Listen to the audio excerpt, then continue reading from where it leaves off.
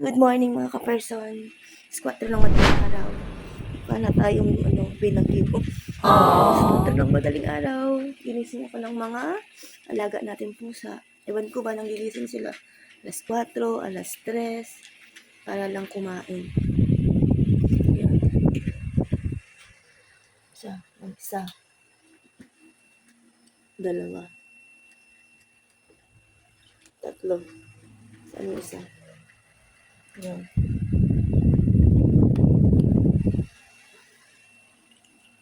Kumakain sila ng bilog-bilog. Sasi.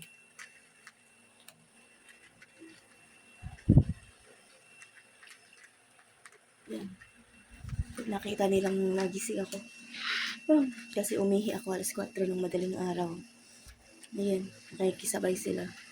Humihingi sila ng pagkain. Laging gutom. Mga to. Lalo na tong adapted na to. Napakatakaw. Jinping. Yung iba hindi nakaradar. 3 lang yung nandito. Yung pinapakain ko. Buti pa sila. Magana. Ayun. Nakababa ang isa. Yan si Dia. Si Dia. Andito si Dia. Lakas ng pangamoy mo, Dia. Ha? Iniistorbo niya talaga ako. Daling araw. Bis natutulog pa ako. Dia. Pag ito hindi niya inubos. Tapos kakaroon na naman ng mga yan si Dia. Iba. Yung pang iba. Bukas, papakita ko sa inyo guys. Iba-vlog ko bukas.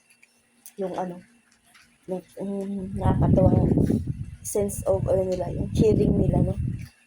Kasi yung bilog-bilog na pagkain. Maringgan lang nila ng konting kaluskos, no? Kahit tulog sila dun sa taas ng bahay namin. Sa taas. Andun sila sa kabila. Pag wala sila dito sa baba. At maringgan nila ng konting kaluskos lang. Pandalas na yun sila nababa ng hagdan. Kasi alam nila na nagpapakain na kay Sasi. Kaya minsan, pag ako naalikad barat, tulad ganito, alas 4 lang madaling araw. Minsan nagpapakain ako kay Sasi. Dahan-dahan kong kinuha yung bilog-bilog para hindi siya magkaroon ng sounds. Kasi di pwede eh. Ang lakas ng pandinig nila guys. Nasa taas sila ha. Isipin nyo, nasa taas sila ng bahay namin. Sabay bahay namin. Asan? Ito ng pipe. Oops. Dito. Yan, hagdanan. Diyan sa taas na yan. Paakyat doon. Nandun sila sa taas natutulog. Maririnig nila kahit sobrang sobrang dahan-dahan ang gagawin ko. Naririnig nila talaga na nagpapakain ng kay Sasi. Ayan. Ay, ang bilis nila. Kita mo? Yan. Tapos na yung isa. Nandun na sa sulok yung isa. 3. Si Sasi. Ubusin mo yan. Para hindi tayo lang damit. Squat ng madaling araw. Dito sa probinsya. Napaka lang. Tahimik pa. No? Kumpara sa syudad. Alas 4 ng madaling araw. Yung mga tao. Especially nung tagal ko sa Alabang. Alas 3 pa lang, no? Nag-aanahan sila, nag-aalis na sila ng sarili nila para sa trabaho, para eskwela. Ganun ka tindi ng pagkakaiba. Yung alas 4, nagtatakbuhan na sa kalsada kasi baka mahuli sa sasakyan. Ayun. Pero dito, alas 4, napakatahimik pa. Mostly ang paanggisin namin ay 5, 5:30, ganun.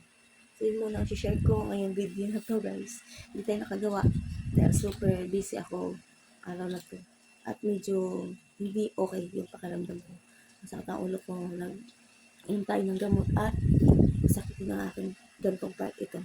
Ito hindi ko alam. Sabi nila arthritis daw. 1 buwan na to guys. 1 buwan lang siyang masakit. Hindi ko alam ano nangyari.